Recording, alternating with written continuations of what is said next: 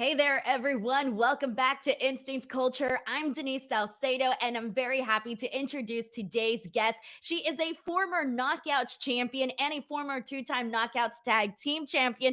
Ladies and gentlemen, Impact Wrestling's very own Taylor Wilde. Hey, Taylor. Hello, thank you for having me. I'm so excited to chat with you. I feel like your story and your journey in wrestling is definitely an interesting one. So I can't wait to kind of get to the bottom of it and all of that. But before we get into all of the details and everything, how are you? How's your day so far? I'm great. I'm always great. um, I am a Toronto firefighter, so I do 24-hour shifts, and I just got off work this morning at 7. It is now 3 o'clock, so I'm starting to feel the effects of being on shift for 24 hours. But seeing your beautiful face is energizing me, so I'm great. Wait, so you're telling me, okay, so you did a 24-hour shift as a firefighter, and then did you get any sort of rest in between then? And then you're coming on and, continuing the work mode? Well, here, let's backtrack. So I worked last Wednesday, flew out for Bound for Glory on Thursday, flew home on Sunday, Canadian Thanksgiving, was at the fire hall for 600 hours on Monday. So here we are. So I'm just used to being a zombie. Oh my God. Here's the thing. Like, I'm always fascinated with this type of stuff, especially because I just think to myself, like, you're living two different lives that are so polar opposite, pro wrestler and then you got firefighter. I mean, how do you, I guess, see yourself in terms of like, this is the world I live in certain times of my life. And then this is an entirely different world that I live in, polar opposite. Well, if you followed my story, which I know you said you have, I am a total misfit. I make no sense. And so, this life, this is who I am. It's if you follow my social media, you'll see I talk about witchcraft and the occult, and uh I've lived this like extremely masculine work life. And as I've entered my 30s, I've also really stepped into like my divine feminine power. So I really thrive in this world that is both masculine and both feminine. And I'm really at my happiest. Truly, I am. I'm so happy to be back in wrestling. I think my femininity really stepped up when I became a mom, and I really embraced that whole maternal side of me.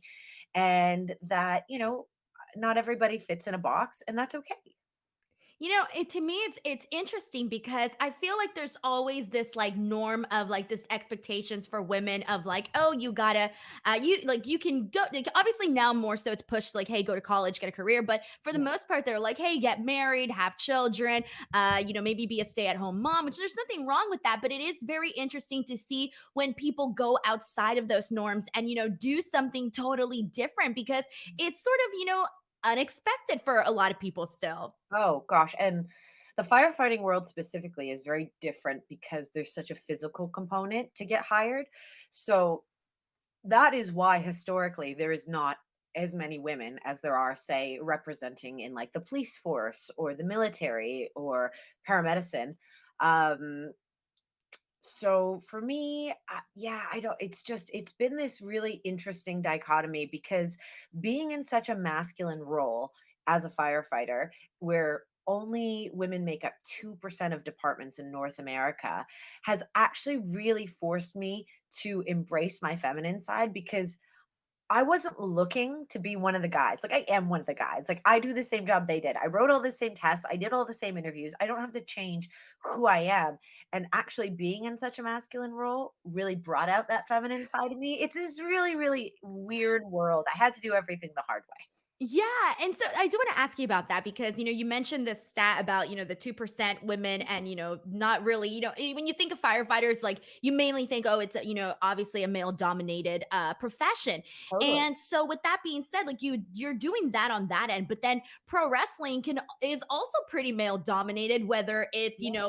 the wrestlers on screen. Obviously, you have more female wrestlers, obviously, Yeah. but on screen, the fans as well, even behind the scenes, production wise, media wise, it's very, very male dominated. So you're kind of, doing both of these things in two male dominated worlds. Yeah. And it's funny you touched on that because I think long term, especially coming back at 36 and this being kind of like the second half of my career, women's wrestling is in such an amazing place. There's so many more women. The talent pool is diverse, and women are taken a lot more seriously because wrestling has changed completely. But where it hasn't changed is the backstage element. We don't see as many women in production, in creative. And that is definitely something, as I'm aging, something I would really like to learn more about, because just like my podcast and yourself, having a women's opinion about women is just going to come across differently. And what better way to tell that story than somebody who's lived that life? Gail is an incredible agent because she's an incredible female wrestler. And we've seen a little bit of women on the production side. My old tag team partner, Sarah Stock, she was on the creative side for WWE. We've had some female trainers, really respected, Sarah Del Rey. There's been quite a few women, but it's still really like 1%. We're still like 1 to 20 as female wrestlers, and it's way, way, way smaller on the opposite side of things. So yeah, I wish I was. There's times where I'm at home and I'm like, I wish I could just kick back, relax, take a little bit of like a gender neutral role. But no, I really want to do the work. I really want to make things difficult for myself, and I want to be part of the change. Yes, and here's the thing, and then I ask you this because you mentioned how there's times where you like just want to relax and you just want to chill, but on top of it, you're like, oh my god, I have all these things that I want to do, all these goals that I want to accomplish. If I'm just sitting here on the couch relaxing, this is the time that I could be using to focus on my work, right? Do you feel like there's like the I don't know, do you feel like you suffer with like some sort of guilt when you're not like doing the work or something? It's something that I feel. Do you feel like you suffer from some sort of mental illness? Yes, I do. Um, no, no. So in my younger days, I was definitely guilty of burnout. But over the past few years, I've done this real deep dive into mental health because of my firefighting job, spirituality, self care, being conscious, therapy, traditional talk therapy. And I've really learned that being busy, being an overachiever is 100% a trauma response. If you're busy, if you're producing, then people look at you and they assume, oh, look how much that girl has her life together. Look how much she's done. But really, for a lot of people, if you're busy, if you're covering up, you're not dealing with yourself. So I make sure that as hard as I work, the more I do, the more I can do. I also take a lot of time for self care, mentally and physically. So no, I never feel guilty when I'm like, you know what, today is sweatpants, eat M&Ms, watch Netflix all day. I feel zero guilt, because if I don't take those days, then I'm not going to be productive. And that goes across the board for anybody. You need those days to chill out, turn your brain off, be a slug, and then you can get back to it. Oh, I love it. It's very comforting to hear that, especially when you're pulling double duty and living two totally different lives. So Taylor, I do want to talk about that because we mentioned earlier, your journey in pro wrestling. So I kind of want to ask you, and I want to rewind a little bit to your early career in wrestling and your first period of time with Impact, and then TNA. But I want to ask you, how do you feel that you first started your first run in Impact? How do you feel you sort of cemented your legacy in terms of who Taylor Wilde is when you think of all of the women and all of the athletes that have stepped into Impact Wrestling? When you think of your first period there, former Knockouts champion, we mentioned a two-time Knockouts champion, with all that you did there, how do you look back at that period in your life? Oh, time of my life, girl. I'm a big believer in the universe and everything happens for a reason. But, entering into TNA when I did, when the knockouts had really established this really different thing that no other major television show for wrestling was showing. Women had more than one match on a show. They had more than 4 to 6 minutes. They had multiple storylines running. And here am I, little Taylor Wilde, not really that known. I'm just, 20, 21 years old.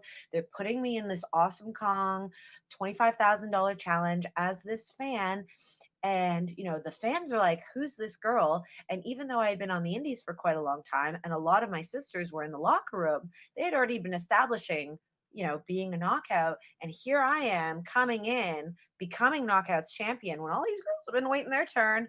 There was a lot of pressure. Um, I thrive under chaos. That is one thing I do well. And Awesome Kong Kia, she is 100% responsible for forming the Taylor Wilde through that quintessential female version of David and Goliath. Is an incredible worker. I have all the respect for her, but even more so, she's an incredible person. She was very old school. She was like, okay, girlfriend, like, let's see what you got. Like, I'll see you out there, kid. She made me earn my role with her. It's not like it was like open arms. Yes, girl, let's tell this beautiful story. It was like, okay, let's see what you can do. And once you have established who you are and we have a great match, which thank the Lord we did, Yes. we had the best, most fun time over 3 years, basically doing that story and doing that match, whether it was a house show or it was for tapings. And obviously, we did different matches, but we were basically kind of telling the same story. I'm 5'2". She's a 6 foot, 300-pound monster. Not 300 pounds. She was like 200. But you know what I mean? Like Yes. bigger is perspective. It's Um, captivating for the audiences to see that. yeah, and, like, all these full circle moments happened. One of my, highlights of my career was going down to Monterrey, Mexico, and I went there because fellow Canadian, Sarah Stock, had been living there. She became fluent in Spanish. She's from Winnipeg. She brought me down there, and I spent 3 months there, and, learning how to wrestle is one thing, but then taking your small amount of independent wrestling experience and going to a country where people are competing to eat. You know what I mean? People, that is their livelihood. So here you are, a little blonde girl, like, hi, I'm here to wrestle. And, they're like, okay, the same sort of thing. Like, let's see what you have. Are we going to make money together? And then, a few years later, here comes my homegirl, my tag team partner, and we become the first knockout tag team champions in TNA history. So I had so many highlights, and I really feel like everything I did in TNA was such a blessed experience. And that entire time shaped my character. It wasn't like I really came in with the story I wanted to tell because I really was just this young, athletic, hungry female professional wrestler. And it was my colleagues and it was the other knockouts who really brought that character out into the story you saw. When you finally stepped away, when you decided to, do other things, how different was that for you to be like, okay, you know what, I'm going to really, pause on this, something that I've been working on for a good amount of time, to, completely divert and go a different direction. What was your thought process like there? Do you feel that you did the right thing? Do you look back on that and think maybe I should have done things differently? What's your thought process on all of that?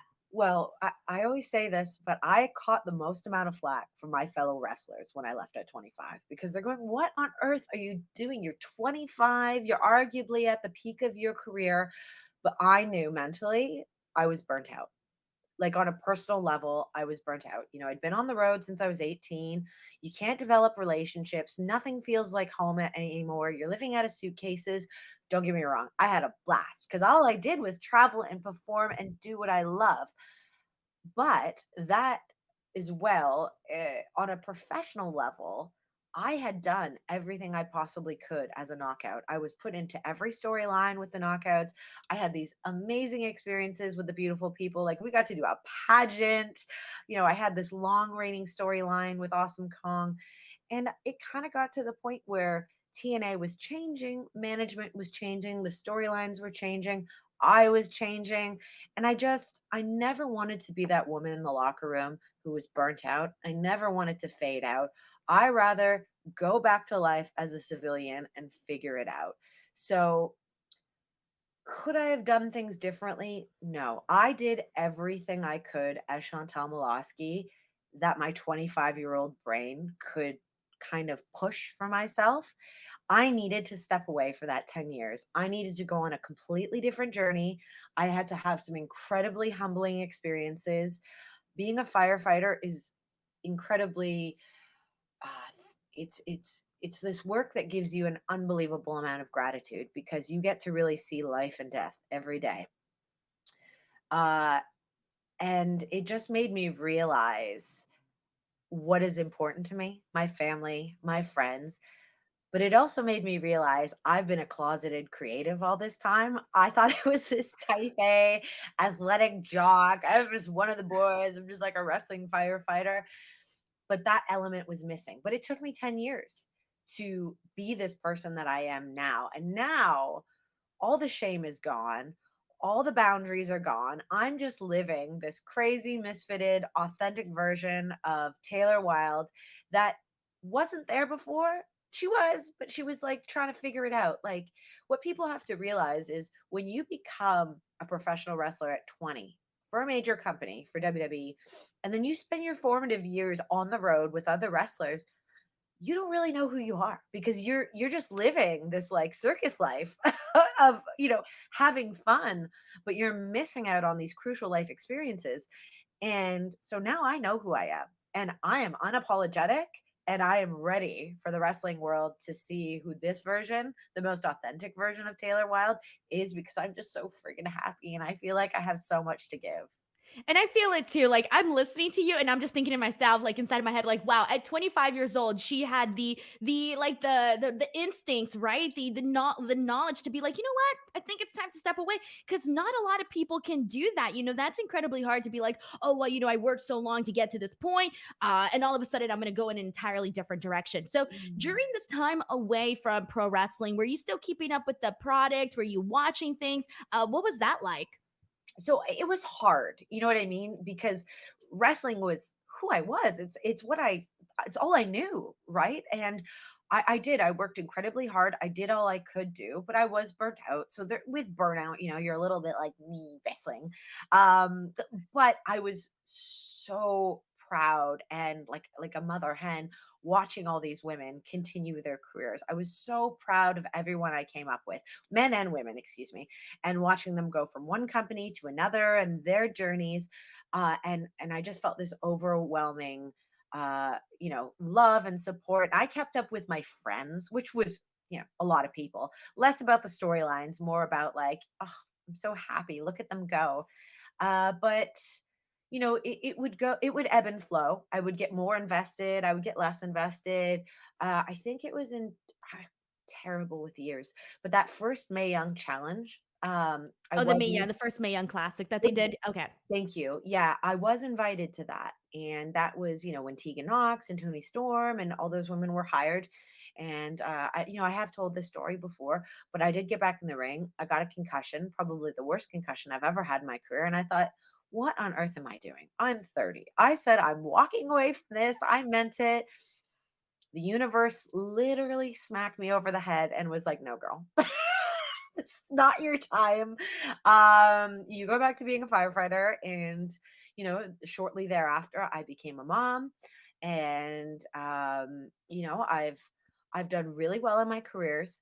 I have an incredible family, a friendship support system. I have a beautiful boy, but girl, I cannot keep a relationship together. So, I got two divorces over that time, and this is the first time I've been single as an adult. Uh, I've missed that whole dating app thing. So now I never realized how much of a privilege it is to be single, and I am living my best life right. I can say I can feel it. I'm like, I just want to step into your world for like 10 seconds at least. I love that.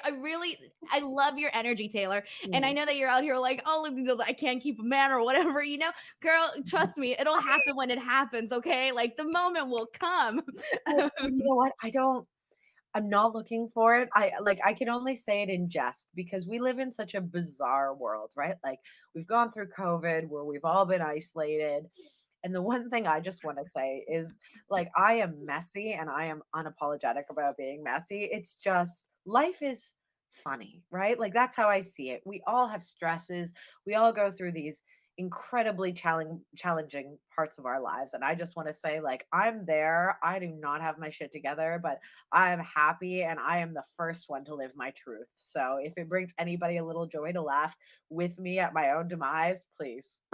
Yes, and I feel like when you look back at it, like, once, you later on in your life, you're gonna be like, "Dang, I really did that." Like, I was out there wrestling and stuff, and at the same time, I was helping save people's lives. Like, come on, that's not something that everybody can say. So with that being said, Taylor, you mentioned, getting that concussion, and you having sort of taken that a little bit as a sign from the universe saying, "Go back, don't come back to this world. You made the right decision." But then lo and behold, you ended up coming back to pro wrestling. So when you came back, was there any sort of like, what were you nervous thinking like, oh my God, like maybe something's gonna happen to me along the same lines of, that concussion? Like, were you worried?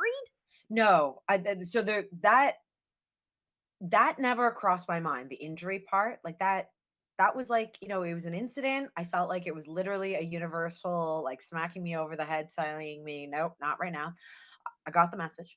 Um, but, there was a moment when I was standing in Gorilla before I re-debuted, back in March 2020. I've lost all track of time now. No, 2021, excuse me, and, just before my music hit. Can I swear on this podcast? Oh yeah, you can. I Yeah, was don't worry. literally like, "What the fuck am I doing?" Like, seriously, what the fuck am I doing? I am wearing sparkly tights again. I am 35 years old. I am a mom. I am a firefighter. What am I doing? And I my legs felt like cement. I was, like, sweating. My entire career, I've never felt nervous. Like, excited, nervous, but there was literally a moment where I was like, "What the fuck am I doing? Seriously." You're like, am I crazy? Like, am I like bat shit Yeah. insane at this moment? Yeah, I literally was having a full inner monologue, and I was just like, I've made this decision way too late. Here we go." So when you finally walked out the curtain, you did your stuff. How did you feel afterwards? Did you feel like, okay, this is okay. I'm gonna keep moving forward? As soon as I hit the stage, all the negative self-talk cycle, which is just, is in all of us. You question everything you do. And I was going through a lot of personal stress at the same time. And I think that was probably a bigger part of it because when I hit that stage and I saw all my wild ones and all my sisters, I was like, "Oh, I am home." And it just all washed away within seconds. Um, but yeah, there's really a moment where I was like, "What on earth?"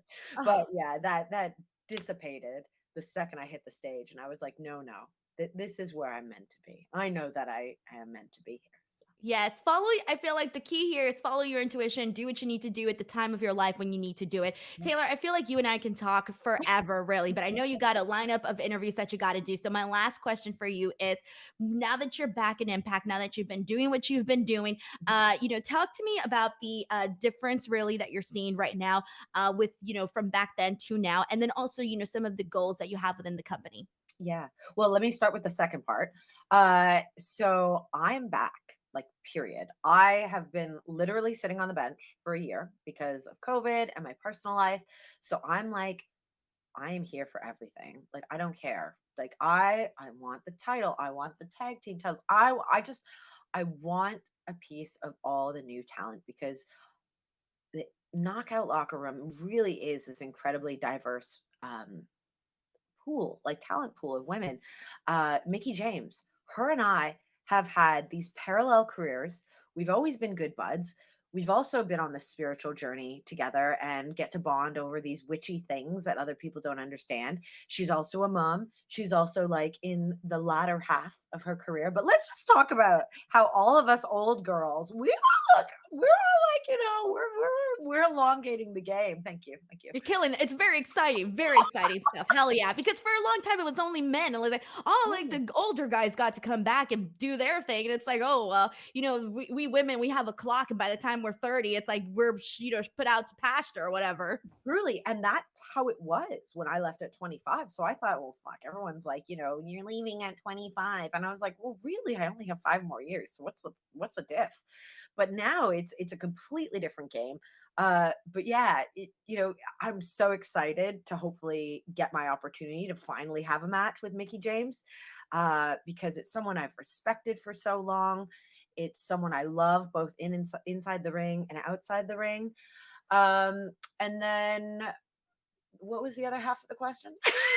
Really just like the differences between like the Oh, roster, the company back then, and then like now, obviously, we have Scott Demore and just so many changes. yeah. So the one thing I will say is, TNA Impact has always been on the cutting edge of what's going on with women's wrestling, and I feel that the first time I was in TNA, that focus really changed the trajectory of women's wrestling, and all the other major companies have really, stepped up their game and refocused how women are perceived on television and professional wrestling.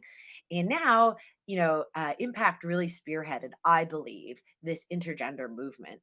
And coming back for that gauntlet match, Call Your Shot Gauntlet, it was really interesting because had it been 15 years ago, 10 years ago, it would have been called intergender wrestling. There was no mention of intergender. It was just a match. And I'm really excited to be in this new world because the one thing, I don't know if you watch Tommy Dreamer's or listen to Tommy Dreamer's podcast, but he's the reason I have my career. Him and Scott Demore both. They've had this like cyclic, Scott's known me since I was 17 years old, wrestling in Windsor and BCW, and he brought me to TNA, whereas Tommy was the reason I got to WWE. So having the both at Impact has again been this real full circle. World is crazy. The universe is amazing moment. But they have just been the forerunners of this change in women's wrestling. So I don't know. There's so much I want to do, both in the ring, backstage. There needs to be more female representation backstage. And like I said, I'm not getting any younger. I still got loads of gas in the tank, but I'm really in wrestling for the long haul. Hell yeah. Well, I love it. I was so happy to see you in the Call Your Shot Gauntlet. I was like, what the heck's going on when you did that whole spot with a Bully Ray? I was like, what is happening right now on my screen? But it was funny. You were hyped, man. I love it. The number one, like one of the takeaways when I was reviewing Bound for Glory was like, none of the women's matches come out here and feel like fillers, right? They don't feel like that. In fact, Masha Slamovich, Jordan Grace was like my match of the night. Then Mia Yim and Mickey killed it. I mean, there was just so much good stuff on the show. But Taylor, I know you got to go. Please let the people know where they can follow you and support you. Yes, absolutely. So on my Instagram and Twitter, it's at Real Taylor Wilde. That's Taylor Wilde with an E. I have my very own podcast called Wild On, where I bring in everybody who's arguably at the top of their career, both men and women. And what's different about my podcast is I'm a professional wrestler. They're a professional wrestler. That's pretty much we all touch on about wrestling. It is more of an intimate conversation about dating, about our traumas, about what movies we're watching, about our musical choices. And we get wild every Wednesday. A new episode is dropped anywhere where you enjoy podcasts. And it is also a YouTube channel if you want to watch at any time the pretty ladies and the handsome men of professional wrestling talk. And then I do have TikTok. It is I don't know. I'll It's find the the link and I'll post it. yeah, Don't you find me worry. on TikTok. I think I'm very funny. I don't know. There's 5 people that think I'm funny as well. So Well, pretty much I think you're all over funny based on this interaction. I think you're funny. I love it. Taylor, seriously, thank you so much for this conversation. I feel like we can do this again a million yeah, times over. I'm please. going to go ahead and post all of the links where you guys can follow Taylor and show her some love in the description box below. Other than that, I'm Denise Salcedo. This is Taylor Wilde. We'll see you guys next time. Bye, everyone.